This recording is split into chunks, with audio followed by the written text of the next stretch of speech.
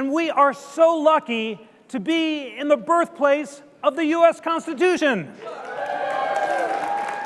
I feel so lucky. Every day I get to go to work in the National Constitution Center. Who has been to the National Constitution Center? Beautiful. Well, you know that gorgeous building on Independence Mall has the best constitutional view in America because I get to look out every day on Independence Hall, the room where it happened. That's where the Declaration of Independence was drafted, that's where the Constitution was drafted, and that is where all of our rights and liberties began.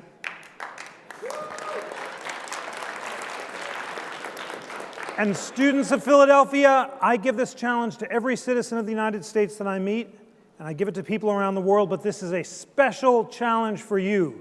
You are here in Philadelphia, you have an obligation, you have a duty, you have an opportunity, a responsibility to learn about the U.S. Constitution.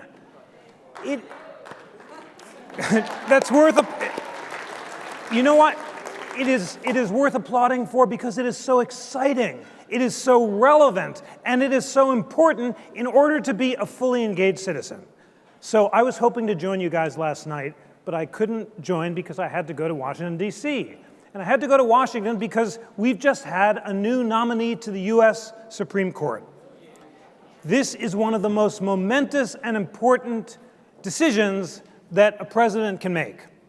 When President Trump nominated Neil Gorsuch, a very distinguished and able judge, and I went to Washington and was talking about it, and I heard Judge Gorsuch say that he believes that his central duty as a judge is to separate his political views from his constitutional views. What does that mean, and how is that relevant to you? Because you've got to do the same thing. You have to separate your political from your constitutional views, just like a judge. It means that you might think that something is a really good idea, like gun control, but that the Second Amendment to the Constitution forbids it. Or you might think that gun control is a really bad idea, but the Constitution allows it. And in order to make that kind of informed decision, you've got a lot of learning to do. You've got to dig into the text of the Constitution. You've got to read the words. Then you've got to learn about the history that inspired the people who wrote it. Then you have to learn about how it's been applied throughout history, hear the best arguments on all sides, and then you can make up your own mind. And that's why I know it's sort of wonky to do this, but that's why I carry my pocket Constitution all the time, and I have it right here, and you've got pocket Constitutions as well.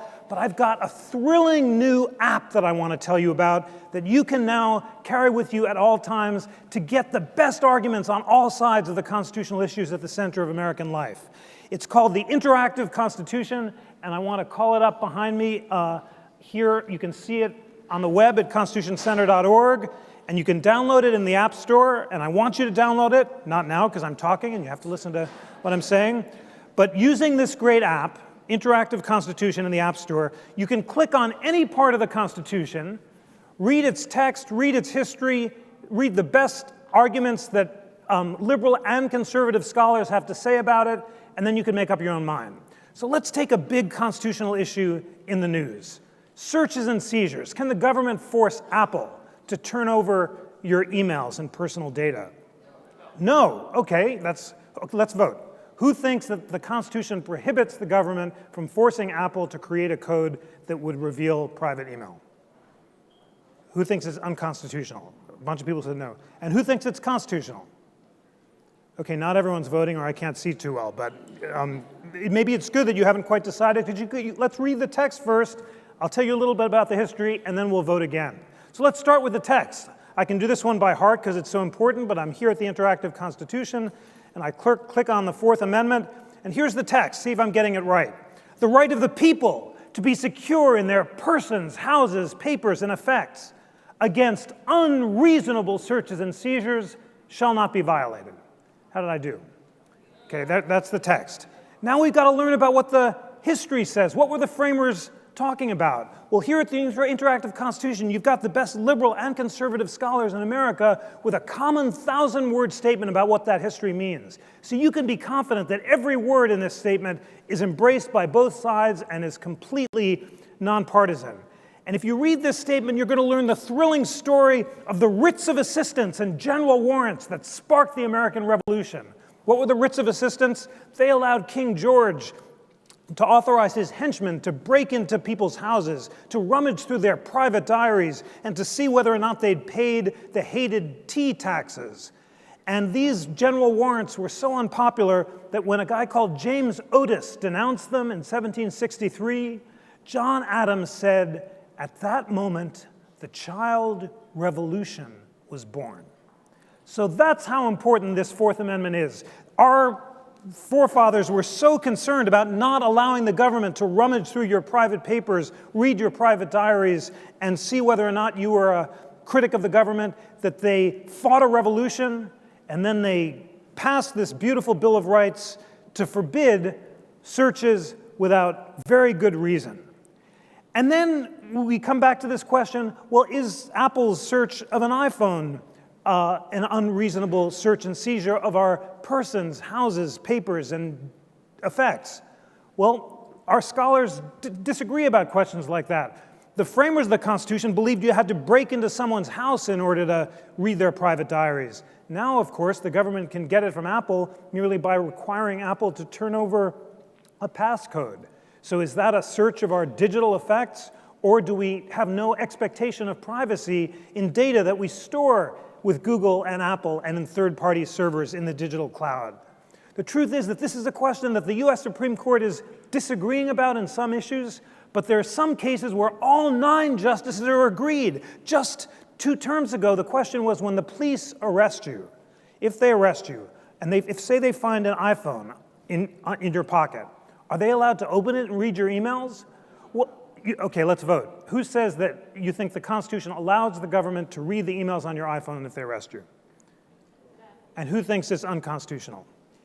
Well, you know what? All 9 justices agreed with those of you who said it was unconstitutional. Isn't that a beautiful example of bipartisan agreement by our highest court? Chief Justice John Roberts wrote an incredible opinion. He said, "We had this American Revolution to prevent the government from rummaging through our private papers. Sure, the government can open something that looks like a cigarette packet if it searches you and see if there's contraband or something dangerous inside. But Chief Justice Roberts said, an iPhone is not like a cigarette packet. We store all of our private thoughts, our dreams, our hopes, our ability to control our emotions and sensations. All of that is violated by a search of an iPhone without good cause. And therefore, all 9 justices said, in order to search an iPhone when you're arrested, there has to be really good reason to suspect that the iPhone itself contains evidence of a serious crime. So already we're learning a lot. We started with the text. We learned about this historical example. We learned that people disagree about how that applies in the age of cyberspace. But then we learned that all 9 justices of the court think that the Fourth Amendment has to be translated in a technological age. Okay, now that I've talked about that, let's have our vote again. And this is a hard case, and we're going to have, here's another, what I'm really challenging you to do is to educate yourself about these issues. And don't assume that you know the answer in advance. For example, you might think it's a good idea for the government to search people's iPhones to stop terrorism, but the Fourth Amendment doesn't allow it. Or you might think it's a terrible idea because it's not very effective, but that the Fourth Amendment permits it. And you see, in order to separate your constitutional from your political views the way I'm challenging you to do, you have a lot of educating yourself to do. You've got to learn about the Constitution. You've got to read the text. You've got to read the history. You've got to learn about the arguments on all sides. You can do it by this great interactive Constitution, which we at the Constitution Center, and Curry Sautner, the great VP of Civic Education, is here. We're working with Constitution High to pilot this great program. Who's here from Constitution High?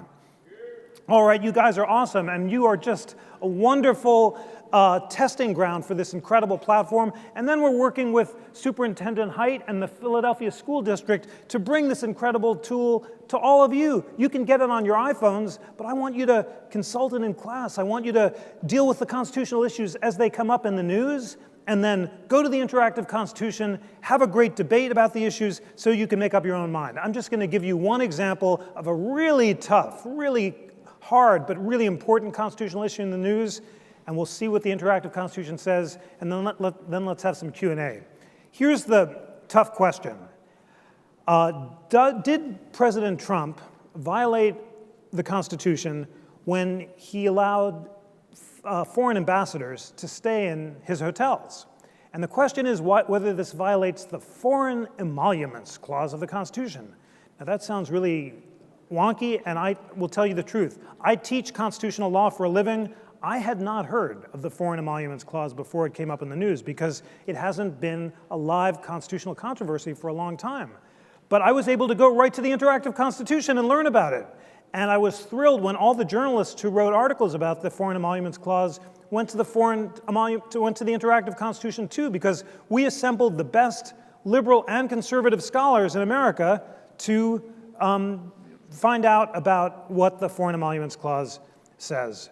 So we're going to go to it, and we can find out what they said. And basically, it's in the powers of Congress, and the Foreign Emoluments Clause that you can't, if you're the president, accept any gift from any foreign king or prince or president. But it actually doesn't say if you're the president. It says you can't accept the gift if you're an officer of the United States. And the question is the president an officer of the United States? If you go to the Interactive Constitution, it turns out that the framers disagreed about this. Alexander Hamilton, in the room where it happened, said, no, it's only appointed officials who are officers of the United States. But every president since Andrew Jackson assumed that the clause did apply to the president. And then you'll learn from the Interactive Constitution there was a great president, William Howard Taft, back in 1904. He went to Japan, and he met the Emperor of Japan, and the Emperor gave him a beautiful tapestry as a gift for his wife, Nellie. And Taft was so principled, such a constitutionally minded official, that he thought the Foreign Emoluments Clause required him to refuse the gift or give it to the Smithsonian Museum. There's just one problem. His wife really wanted him to accept the tapestry. So she appealed to President Theodore Roosevelt. Theodore Roosevelt decided that, unlike Taft, who was Secretary of War, Mrs. Taft was not an officer of the United States, and therefore she could keep the gift.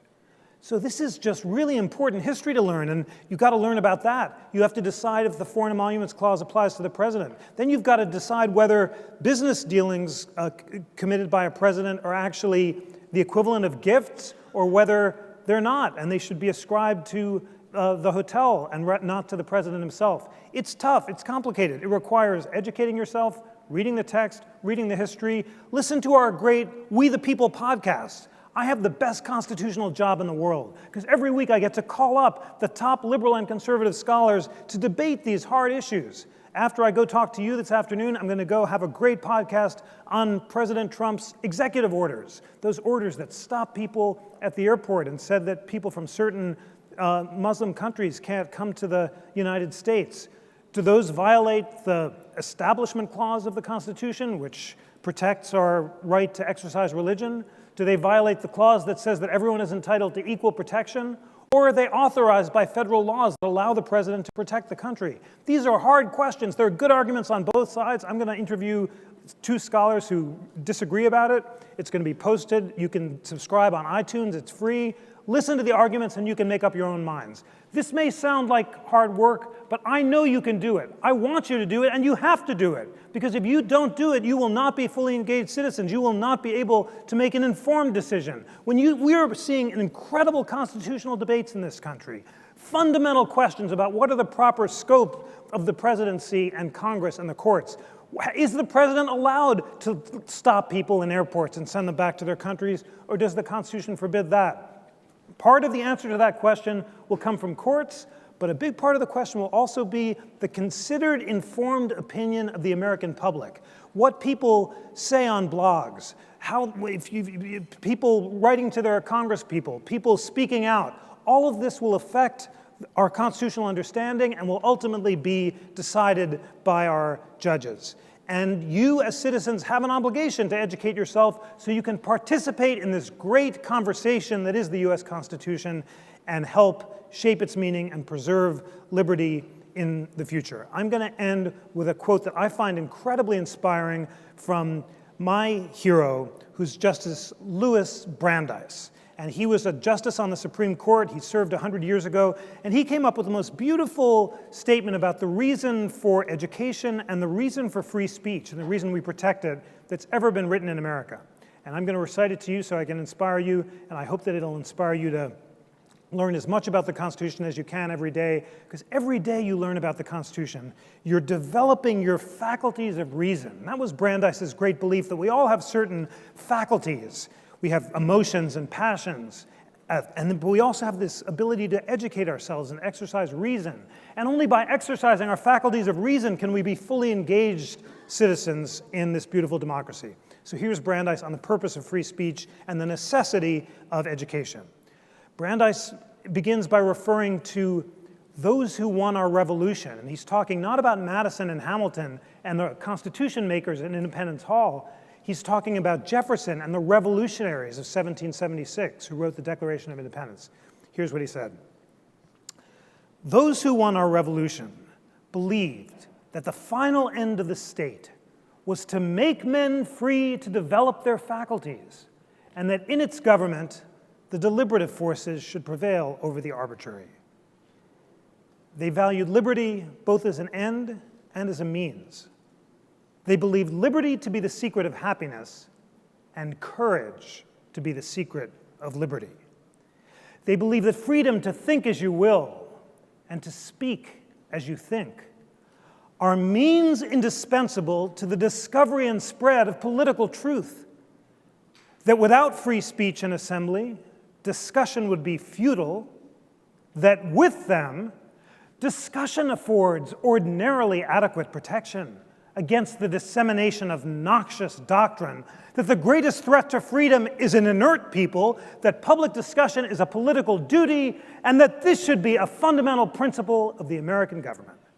Wow, you cannot have a more inspiring reminder of why you have not just the privilege, not just the opportunity and the right, but the duty to educate yourself about the Constitution so you can be fully free, fully reasoning, and fully engaged citizens in this beautiful democracy. Thank you for learning about the Constitution, and would love to have a Q&A with you. Thank you.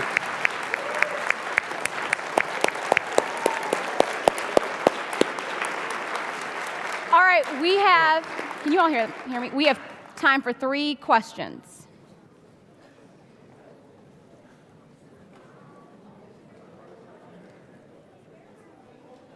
Yes. Yes. What, if any, impact do you think about President Trump's new appointment will you have on such issues and transgender rights?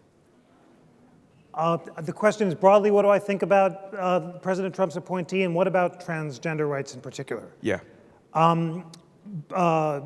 He has not written about transgender rights, so I don't know what he thinks about them. But I think a lot of President Trump's appointee. I actually had the privilege of clerking with him. There's a court in Washington called the U.S. Court of Appeals for the D.C. Circuit, and I was a clerk for one judge, and he was a clerk for another a long time ago. And we got to know each other, and we talked, and I was so impressed by the fact that this is a guy who really loves the Constitution, maybe even as much as I do. You know, he just lives and breathes it. And he wrote a whole book, which I want you to read this too. You know, you think I'm kidding when I'm giving you these homework assignments? Go read this book. It's called The Legalization of Assisted Suicide and Euthanasia. And you can get it on Kindle, and it's short, and it's beautifully written. And in this book, he makes the case that laws that forbid assisted suicide, that basically allow doctors to help people take their lives, may violate the intrinsic value of human life. And it's a very powerful position. He criticizes judges who take the opposite view. But throughout this book, he's just so passionate about the need to engage in these kind of constitutional debates. The other thing that's really striking about this judge, a lot of people are wondering today, what happens if President Trump appoints this Judge Gorsuch and he takes a seat? Would he have the courage to stand up to the president and tell President Trump, no, you're not allowed to do that? And I am confident that the answer is yes. Because Judge Gorsuch has said, I think the whole point of being a judge is to ensure that the president and the Congress operate according to their constitutional limitations and to separate your politics from your constitutional views.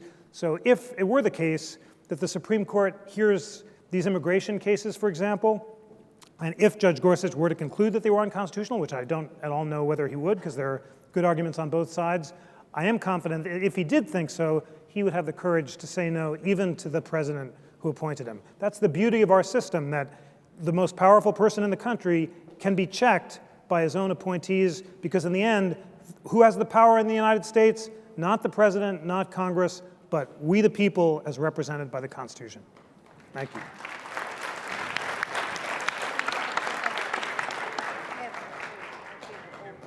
Here toward the front. My name's Sana from George Washington High School. Beautiful. And my question to you is, if a student records a fight in school, could the school administration be able to require them to show him the video and delete it? Such an interesting question. So, Thank wow, you. that is a great question. And you're going to see, I'm going to be very transparent with how I'm thinking right now. First, I think I need to know the facts, exactly what the report was, how reliable it was, how serious the fight was it clearly a violation of school rules, who filmed it. I'm just thinking aloud here, but let's assume that there was a fight and just someone filmed it on their iPhone.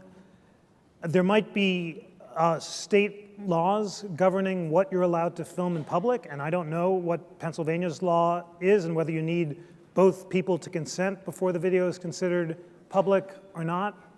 There might be school rules that say everything that you film here, has to be turned over to the school, and so forth. So I can't give you a clear answer until I learn more, and I would have to, and I don't want you to make snap judgments either. I mean, I'll tell you my impulse, because I really like privacy a lot, is I don't like the idea of school administrators forcing me or you to turn over your personal data. And if you film something on your own iPhone, my first instinct is, hey, you should be able to keep that private unless you choose to share it.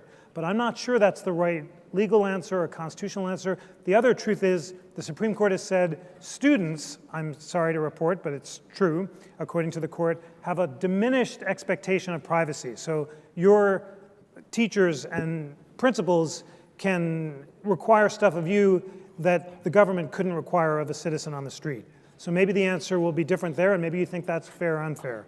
So all this is to say it's a totally fascinating question, but in order to answer it, both of us have to do some work, and a good place to start, as always, I'm not kidding, I really want you to do this, go to the Interactive Constitution on the app or constitutioncenter.org, read what the scholars on both sides said.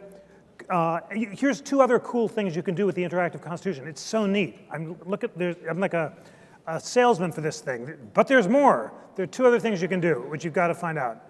You can go and click on any right in the Constitution and see its historical roots in the Revolutionary era. So James Madison didn't make up the Fourth Amendment from thin air. He cut and pasted from all of these beautiful Revolutionary era state constitutions that that prohibited searches and seizures. So you can click on, if we go to the Fourth Amendment, the Pennsylvania Constitution had a version of the Fourth Amendment, which looks a lot like the one we have today. The people have a right to hold themselves, their houses, papers, and possessions free from search or seizure, and therefore warrants without oath or affirmation ought not to be granted.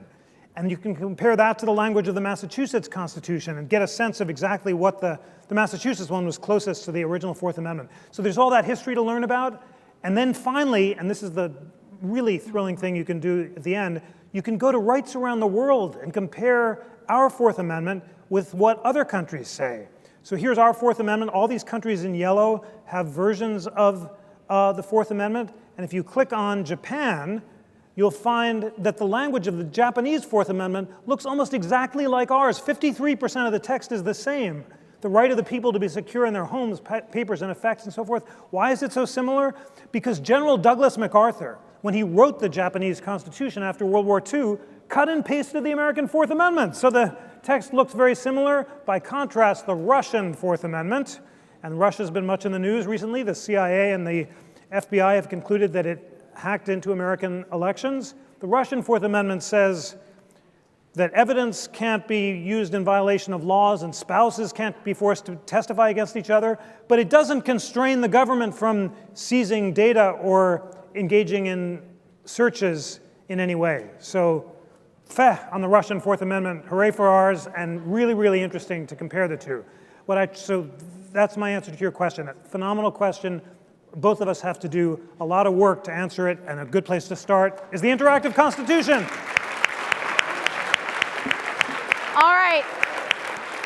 We're done with questions. Sure. Let's give our speaker another round of applause. Thank you Wonderful. so much. Thank you, guys. So great to see you. Come to the Constitution Center, and I'll see you there. Great. All right. So, who feels more educated on our Constitution? Who here is going to carry around their Constitution? Seriously, we are in that day and age where this is something that we should have at all times. All righty. Are you all ready to hear the next announcement, or should we just keep talking and I can just go off and eat lunch and wait for you all? Which one? Announcements.